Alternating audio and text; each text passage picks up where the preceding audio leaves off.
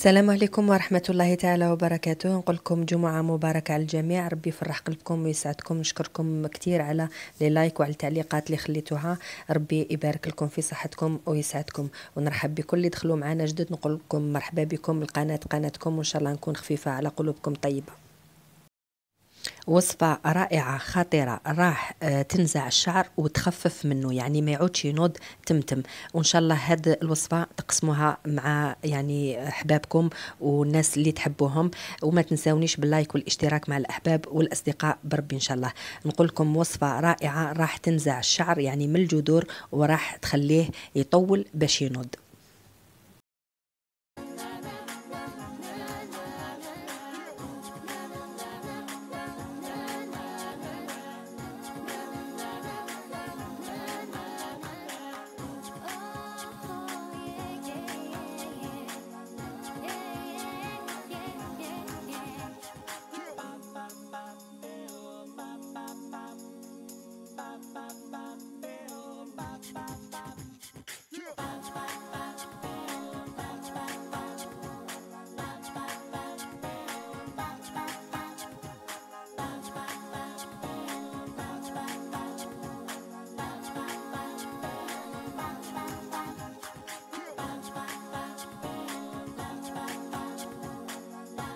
ان شاء الله ما كنتش طولت عليكم.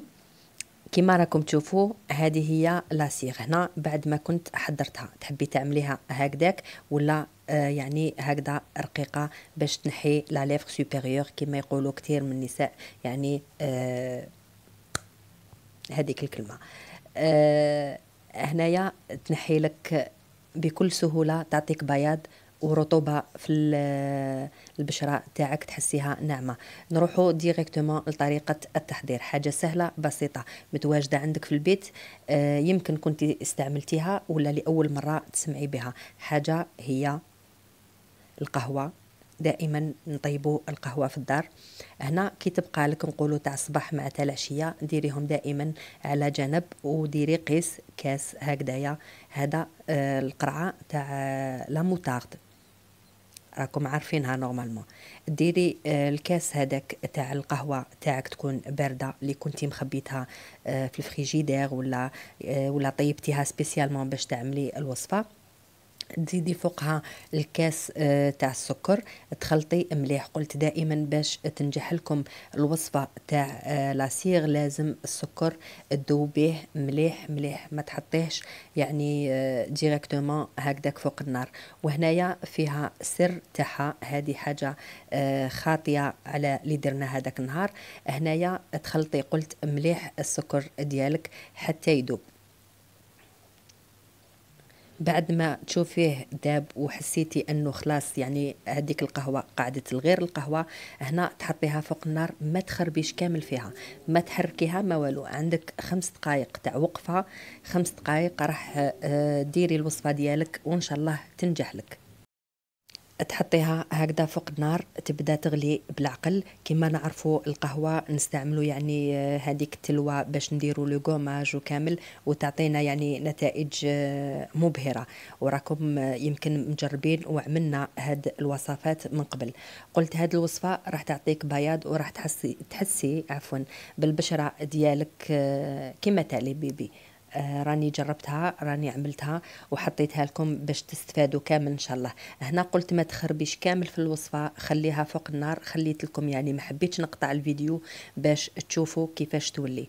هنا شوفوا اللون تاعها راه ما شاء الله، وريحه القهوه تقعد تشموا فيها. هنايا قلت حتى تلحق مرحله الغليان. هنا مازال ما غلاتش مليح مليح، ولكن تخلوها ما تخربي فيها لا بمغرف تاع الحديد لا تاع الالومنيوم، لا ما تخربيش كامل. وقعدي تعسي فيها قلت مده 5 دقائق حتى بالكثير 7 دقائق بالكثير، على حساب يعني الغاز ديالك، على حساب النار اللي عندك.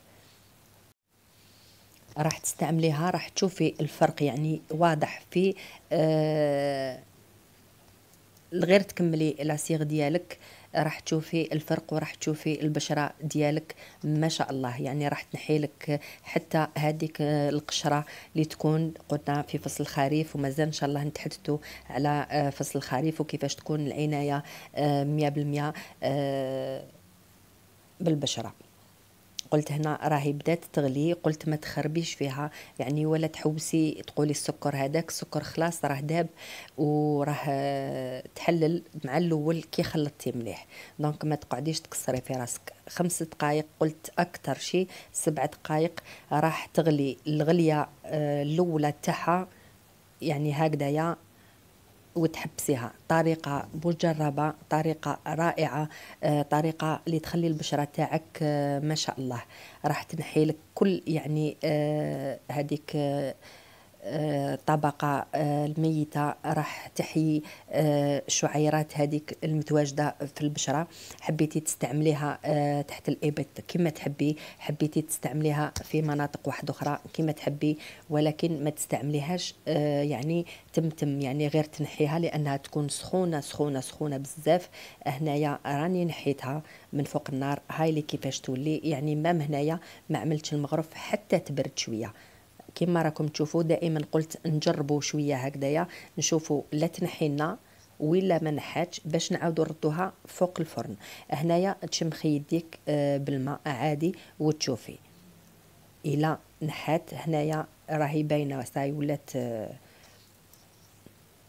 هنا راهي واجده باش تعملي بها. تحبي تعمليها هكذا كيما موالفين نعملوا يعني تحطي قلت دائما ما نديروش لي بوندلات، هي من الاحسن يكون طرف تاع القماش. هنا تحطيها في الماعون اللي عندك يكون تاع زجاج اللي تكوني غسلتيه ونقيتيه وعقمتيه بيان سور، وتحطيها كي تجي تستعمليها تحطيها في الميكرووند ديالك. تحبي تستعمليها تياد استعمليها، تحبي تستعمليها بارده كما كنت نستعمل فيها مع الاول كما وريت لكم في الفيديو استعمليها. ان شاء الله تكون الوصفه هذه تعجبكم وان شاء الله تجربوها.